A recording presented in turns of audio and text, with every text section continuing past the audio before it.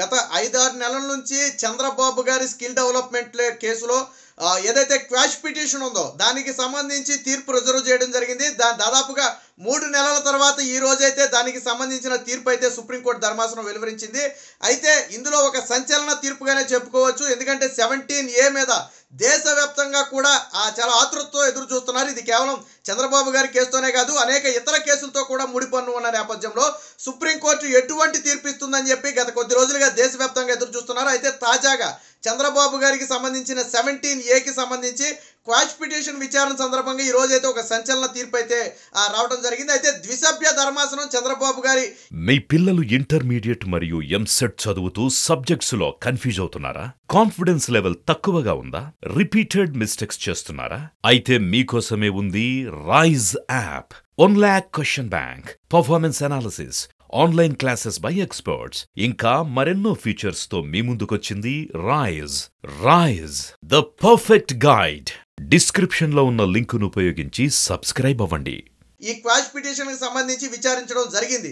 అయితే ఇందులో ఈరోజు ఒకరు చంద్రబాబు గారికి అనుకూలంగా 17A వర్తిస్తుందని, మరొకరు 17A వర్తించదని ఇరువురు విరుద్ధమైన ప్రకటన చేసిన నేపథ్యంలో ఈ కేసుని చీఫ్ జస్టిస్ ధర్మాసనానికి బదిలీ చేస్తున్నట్టుగా కూడా చెప్పడం జరిగింది. ఇక 17A చంద్రబాబు గారికి వర్తిస్తుందని చెప్పి అనిరుద్ బోసు స్పష్టం చేస్తే వర్తించదు అని చెప్పి జస్టిస్ బేలా త్రివేది అయితే చెప్పడం జరిగింది. సో ఒకే తీర్పు రాని నేపథ్యంలో దీనిని చీఫ్ జస్టిస్ ధర్మాసనానికి పంపడం జరుగుతుంది. సాధారణంగా ఎప్పుడైనా ద్విసభ్య ధర్మాసనంలో ఇలా విరుద్ధమైన ప్రకటన వచ్చిన నేపథ్యంలో దాన్ని విస్తృత ధర్మాసనానికి కానివ్వండి, లేదా చీఫ్ జస్టిస్ ధర్మాసనానికి, లేదా త్రిసభ్య ధర్మాసనానికి ఏదో ఒక దానికైతే పంపడం జరుగుతుంది. అయితే తాజాగా దీన్ని త్రిసభ్య ధర్మాసనానికి పంపే అవకాశం ఉందని చెప్పి చెప్తున్నారు. అయితే ఇది 17A అనేది దేశవ్యాప్తంగా ఇందాకే చెప్పుకున్నట్టుగా సంచలనమైన తీర్పులు ఇవన్నీ కూడా. సో దీని మీద అనేక మంది రాజకీయ నేతల భవిష్యత్తును కూడా ఆధారపడి ఉన్న నేపథ్యంలో దీన్ని ఫుల్ బెంచ్కి అయితే పంపే అవకాశం ఉందని చెప్పి కూడా మరికొంతమంది చెప్పడం జరిగింది. ఇందులో జస్టిస్ అనిరుద్ బోస్ అయితే చాలా స్పష్టంగా చెప్పడం జరిగింది. చంద్రబాబు గారి అరెస్టు అక్రమ అరెస్టుగా చెప్పుకోవచ్చు. 17A అనేది ఖచ్చితంగా ఆయనకు వర్తిస్తుంది. గవర్నర్ అనుమతి తీసుకున్న తరువాతే చంద్రబాబు గారి అరెస్టు జరగాలి. సో ఇక్కడ గవర్నర్ అనుమతి అనేది సిఐడి అధికారులు తీసుకోలేదు కాబట్టి ఇది చంద్రబాబు గారి అరెస్టు ఇల్లీగల్ అవుతుందని చెప్పి ఆయనైతే చెప్పడం జరిగింది. అందుకు విరుద్ధంగా చంద్రబాబు గారి కేసు ఆల్రెడీ ఏదైతే 17Aకి సంబంధించి ఎంప్లాయ్మెంట్ వచ్చిందో దానికంటే ముందు నుంచి విచారణ కొనసాగుతుంది అని వారు చెప్పిన నేపథ్యంలో ఆయనకి 17A వర్తించదని చెప్పి జస్టిస్ బేలా త్రివేది అయితే చెప్పడం జరిగింది. సో పరస్పరం ఒకే మాట మీద లేని నేపథ్యంలో దీన్ని ఇప్పుడు చీఫ్ జస్టిస్ బెంచ్కి అయితే పంపడం జరిగింది. ఇప్పుడు చీఫ్ జస్టిస్ బెంచే దీన్ని స్వయంగా విచారిస్తుందా, లేదా వేరొక త్రిసభ్య ధర్మాసనానికి పంపుతుందా అనేది ప్రస్తుతానికి సస్పెన్స్లో ఉన్నప్పటికీ కూడా ఈ క్వాష్ పిటిషన్ మీద అయితే ఇప్పటి వరకు వినలేదు. దాదాపుగా దీన్ని రిజర్వ్ చేసే 3 నెలలు గడుస్తున్న నేపథ్యంలో ఇప్పుడు తాజాగా ఫైనల్ డెసిషన్ వస్తుంది అనుకున్న నేపథ్యంలో ఇప్పుడు కూడా ఒక స్పష్టత రాలేదు. అంటే వాస్తవానికి ఇది మరికొంత కాలం సాగే అవకాశం ఉందని చెప్పి కొంతమంది న్యాయ నిపుణులు కూడా చెప్తున్నారు. అయితే ఈ రోజు వచ్చిన కొన్ని అంశాలను కనుక మనం దగ్గర నుంచి పరిశీలిస్తే చంద్రబాబు గారికి అనుకూలంగానే కొన్ని అంశాలు ఉన్నట్టుగా తెలుస్తుంది. అందులో రాసిన వ్యాఖ్యలకు సంబంధించి పూర్తి డీటెయిల్స్ అయితే ఇంకా మనకి రావాల్సి ఉంది.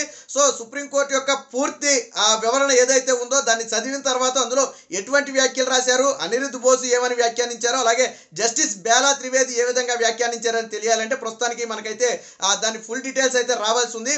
ఏది ఏమైనా దాదాపుగా 3 నెలల తర్వాత ఈరోజు ఉత్కంఠకు తెరబడుతుందని భావించిన నేపథ్యంలో ప్రస్తుతానికైతే ఇది హోల్డ్ అయినట్టు కనపడుతుంది. అయితే విచారణ సందర్భంగా సూచాయిగా 17A వర్తిస్తుందని గతంలోనే చెప్పిన సంఘటన కూడా మనం ఒకసారి గుర్తు చేసుకోవాలి. దానికి అనుగుణంగానే ఇప్పుడు జస్టిస్ అనిరుద్ బోసు చంద్రబాబు గారికి 17A అనేది ఖచ్చితంగా వర్తిస్తుంది. సో ఆయన అరెస్ట్ అనేది ఇల్లీగల్ అరెస్ట్. సిఐడి ఎటువంటి ముందస్తు అనుమతులు తీసుకోకుండా అరెస్ట్ చేయడం అనేది ఈ 17Aని నిర్వీర్యపరచడమే.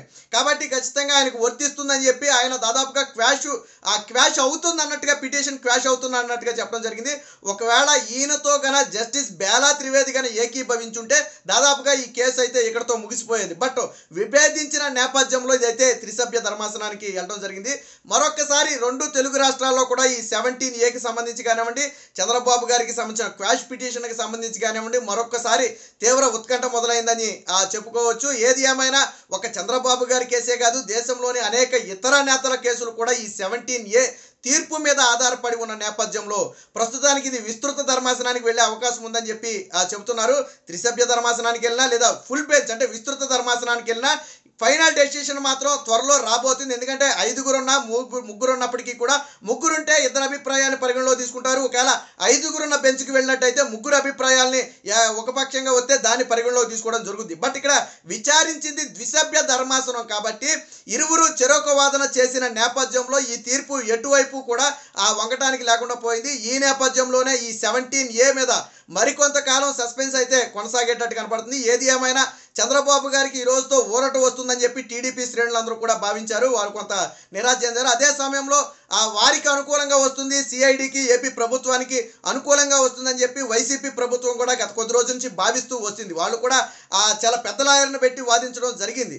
సో ఏది ఏమైనప్పటికీ కూడా ప్రస్తుతానికి ఇటు టీడీపీకి కానివ్వండి, ఇటు వైసీపీకి కానివ్వండి, ఎవరికి కూడా అనుకూలంగా అయితే రాలేదని చెప్పుకోవచ్చు. ప్రస్తుతానికి తీర్పు మధ్యస్థంగా ఉంది. బట్ అందులోని అంశాలను కనుక మనం క్షుణ్ణంగా పరిశీలిస్తే కొంత చంద్రబాబు గారి వైపు అయితే మొగ్గేటట్టు కనపడుతుంది. అయితే ఈ విషయం న్యాయస్థానం పరిధిలో ఉన్న నేపథ్యంలో మనం ఇంతకు మించి మాట్లాడే అవకాశం లేదు. ఏది ఏమైనా ఈ కేసు మరొకసారి త్రిసభ్య ధర్మాసనానికి లేదా విస్తృత ధర్మాసనానికి వెళ్ళనున్న నేపథ్యంలో కేసు అయితే మరికొంతకాలం అంటే సాధారణంగా ఎన్నికల లోపు అయితే ఈ కేసు తేలే అవకాశం లేదని చెప్పి న్యాయ నిపుణులు అయితే చెప్తున్నారు. మరి దీని మీద తెలుగుదేశం పార్టీ ఏ విధంగా స్పందిస్తుంది లేదా వైసీపీ పార్టీ ఏ విధంగా స్పందిస్తుంది, మరి దీన్ని ఏ విధంగా అంటే విస్తృత ధర్మాసనానికి వెళ్తే మళ్ళీ వాదనలు మళ్ళీ మొదటి నుంచి వినాలా లేదా ఆల్రెడీ విన్న వాదనలను పరిగణలోకి తీసుకుని తీర్పును వెలువరిస్తారా అనేవి కూడా ప్రస్తుతానికి సస్పెన్స్లో ఉన్నాయి. ఏది ఏమైనప్పటికీ ఈ 17A మీద సుప్రీంకోర్టు ఇచ్చిన తీర్పు అనేది ఈరోజు దేశవ్యాప్తంగా కూడా ఒక ఉత్కంఠనైతే రాజేసింది.